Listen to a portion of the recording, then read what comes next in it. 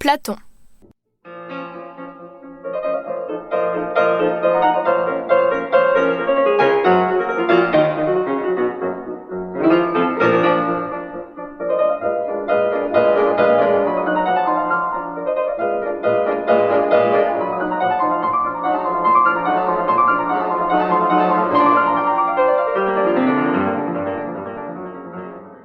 Platon d'Athènes était fils d'Ariston. Sa mère, Périctione ou Potone, descendait de Solon par Dropide, frère du législateur et père de Critias, qui lui-même eut pour fils Caléchrus. De ce dernier naquirent Critias, l'un des 30, et Glaucon. De Glaucon Charmide et Périctione, mère de Platon. Platon était ainsi descendant au 6e degré de Solon, qui lui-même tirait son origine de Nélée et de Neptune. On prétend aussi que son père comptait, parmi ses ancêtres, Codrus, fils de Mélanthus, l'un des descendants de Neptune, d'après Thrasyle.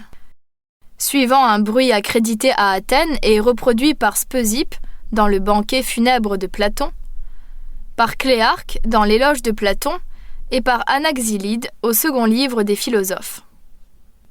Ariston, désirant consommer son union avec Périctione, qui était fort belle, n'en put venir à bout.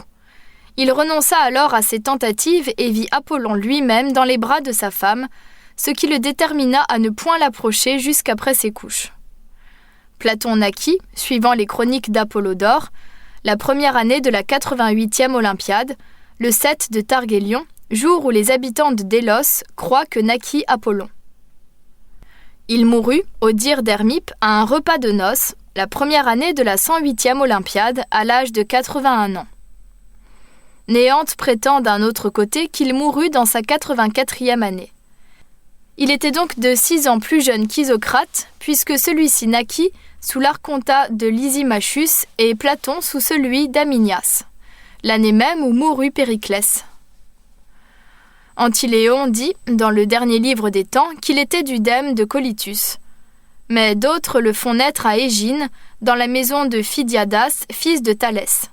Favorinus, en particulier, soutient cette opinion dans les histoires diverses. Il dit que son père faisait partie de la colonie envoyée dans cette île et qu'il revint à Athènes à l'époque où les Éginètes, aidés par les Lacédémoniens, chassèrent les anciens colons. Athénodore rapporte au 8e livre des Promenades que Platon donna à Athènes des jeux publics dont Dion fit les frais. Il avait 2 frères, Adimantus et Glaucon, et une sœur nommée Potone, de laquelle naquit Speusippe.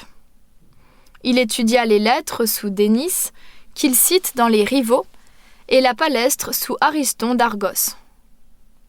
Alexandre dit, dans les Successions, que ce fut Ariston qui lui donna le nom de Platon, à cause de sa robuste constitution, et qu'auparavant, il s'appelait Aristoclès, du nom de son aïeul.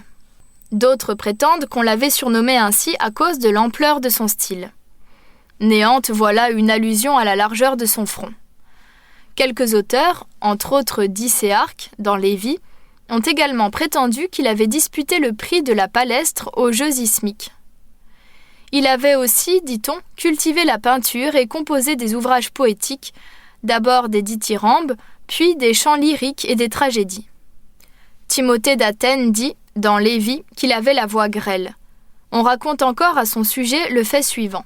Socrate vit en songe un jeune cygne couché sur ses genoux, à qui les ailes poussèrent tout à coup, et qui s'envola en faisant entendre des chants harmonieux. Le lendemain, Platon se présenta à lui et il dit que c'était là le cygne qu'il avait vu. Platon enseigna d'abord à l'Académie et ensuite dans un jardin près de Colonne, au rapport d'Héraclite, cité par Alexandre dans les Successions. Il n'avait pas encore renoncé à la poésie et se disposait même à disputer le prix de la tragédie dans les fêtes de Bacchus lorsqu'il entendit Socrate pour la première fois. Il brûla aussitôt ses vers en s'écriant « Vulcain, viens ici ! Platon implore ton secours !» À partir de ce moment, il s'attacha à Socrate. Il avait alors 27 ans. Après la mort de Socrate, il suivit les leçons de Cratyle, disciple d'Héraclite, et celles d'Hermogène, philosophe de l'école de Parménide. À l'âge de 28 ans, suivant Hermodore, il se retira à Mégare, auprès d'Euclide, avec quelques autres disciples de Socrate, puis il alla à Cyrène entendre Théodore le mathématicien, et de là en Italie, auprès des pythagoriciens, Philolaüs et Eurytus. Il passa ensuite en Égypte pour y converser avec les prêtres.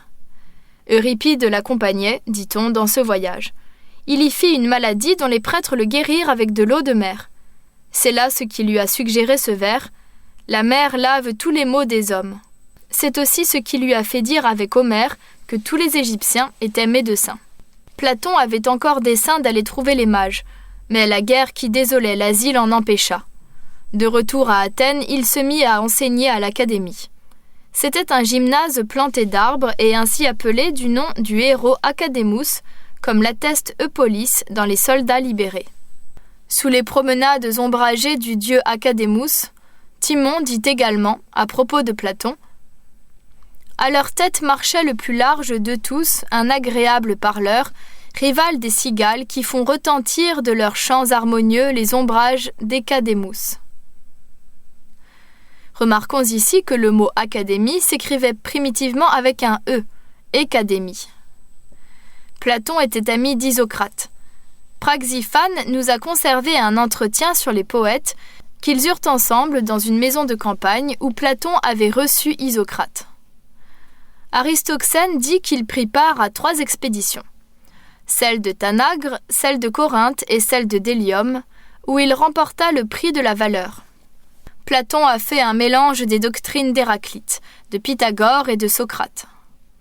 Il a emprunté à Héraclite ce qui concerne les sens, à Pythagore ce qui regarde l'entendement, à Socrate les théories politiques.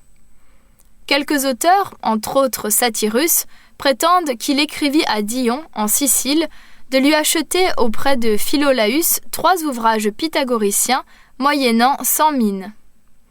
Il était alors dans l'opulence, car Onétor assure, dans l'ouvrage intitulé « Si le sage peut s'enrichir », qu'il avait reçu de Dénice plus de 80 talents. Il a beaucoup emprunté aussi au comique Épicharme, dont il a transporté presque toutes les pensées dans ses ouvrages.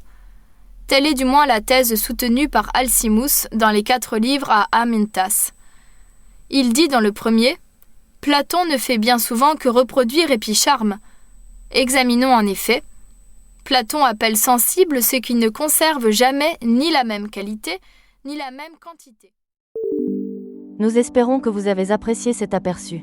Pour continuer à écouter ce livre audio sur Google Play Livres, utilisez le lien dans la description de la vidéo.